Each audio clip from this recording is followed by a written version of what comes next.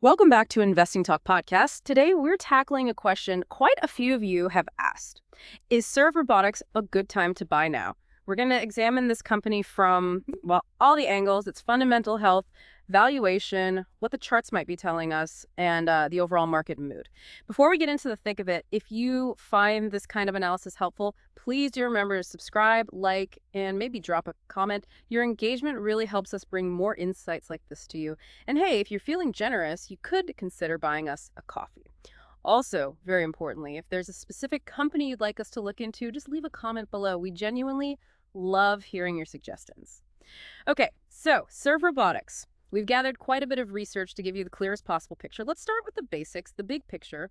What exactly does SERV Robotics do? From what we've gathered, they're right in that self-driving delivery robot technology space, specifically focused on low-emission autonomous robots delivering food in public areas. Yeah, and what's really quite compelling about this, I think, is how it positions them.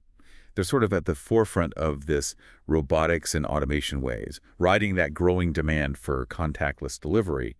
It really highlights their early stage innovation and, the potential for maybe getting ahead through partnerships. But it does bring up an interesting point, doesn't it? For a company in such a new field, how do they balance that rapid growth push with the inherent risks of a brand new technology? That's a really good question. So, okay, now we know what they do. Let's dig into the financials.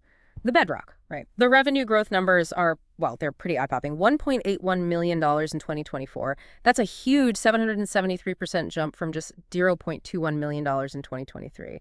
That definitely sounds like explosive early-stage expansion. Oh, absolutely. I mean, that kind of growth is remarkable for a company at this stage, no doubt about it. However, and this is a big however, the financials also show SERV Robotics isn't profitable right now. They reported a net loss of $39.19 million in 2024. And what's critical here is that this loss is actually bigger than the previous year's loss. Their earnings per share, the EPS, it's still deeply negative, around minus 0.97. So when you see those big losses right alongside that rapid revenue growth, well, it almost always signals a high cash burn rate and, a likely need for more funding down the road. It's pretty common, but still critical in these innovative, capital-hungry sectors. Right. Quite the balancing act. Amazing growth, but escalating losses. So given those losses, a standard PE ratio isn't really useful here, but the price sales, the PS ratio, that's striking. You've got a $551 million market cap on just $1.81 million in revenue. That puts the PS somewhere around 304 times, which, that feels incredibly high. It does feel high, and it is high. It's a classic sign of a speculative early-stage tech stock. The valuation here, it isn't based on current earnings or assets, not really.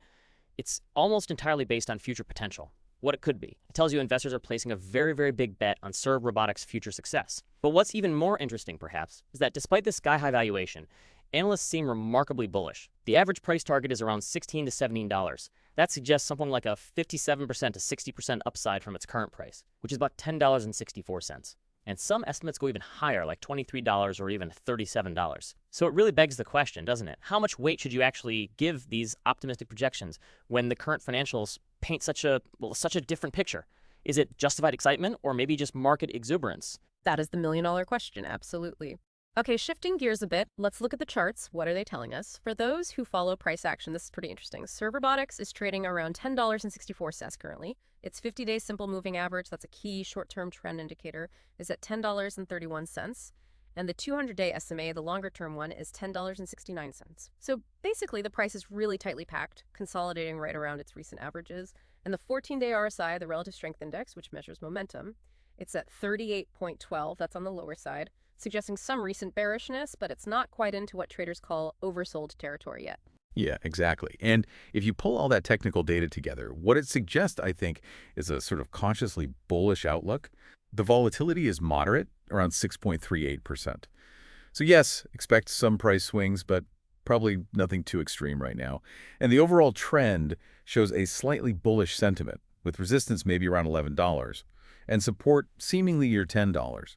So what this paints is a picture of consolidation, like the market's taking a pause, potentially building a base, maybe setting the stage for a move higher later on. It's trying to figure out the next big step for SERV Robotics. That makes sense, a sort of holding pattern. So we've got the financials, the technicals. What about the general market feeling, the sentiment? And are there any big events coming up that could, shake things up or act as catalysts? Well, there's definitely significant confidence coming from the analysts.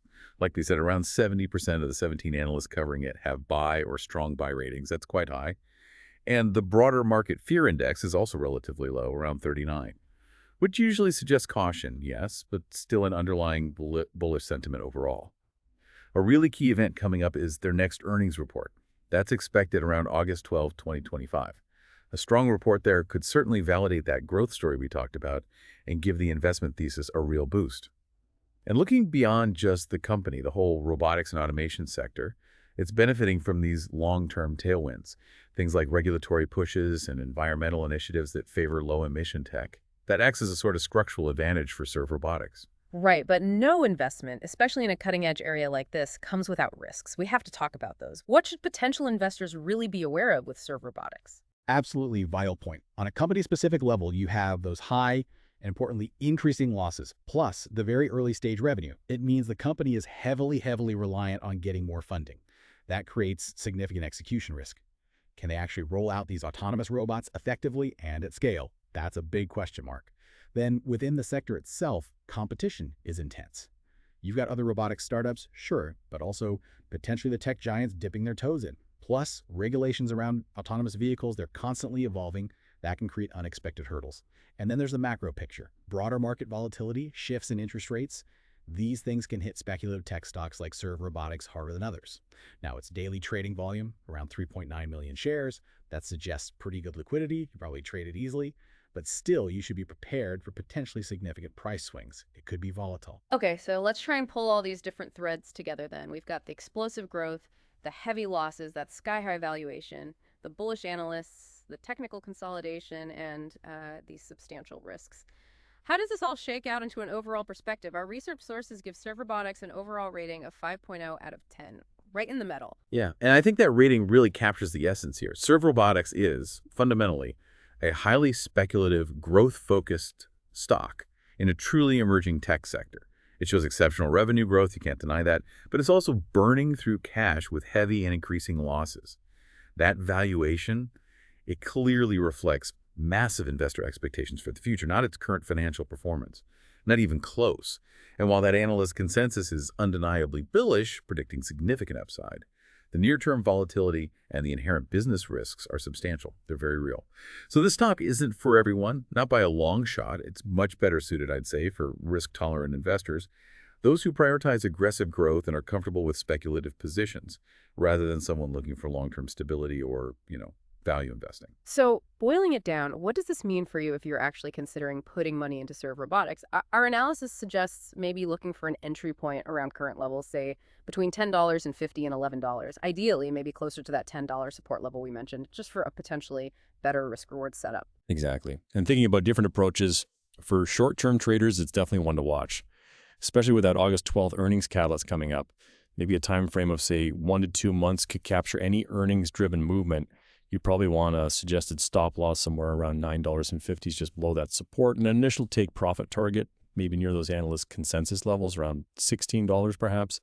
Now, for long-term investors, this is really only for the aggressive, growth-focused types, people who can genuinely stomach potentially large losses and the risk of dilution if the company needs to issue more stock.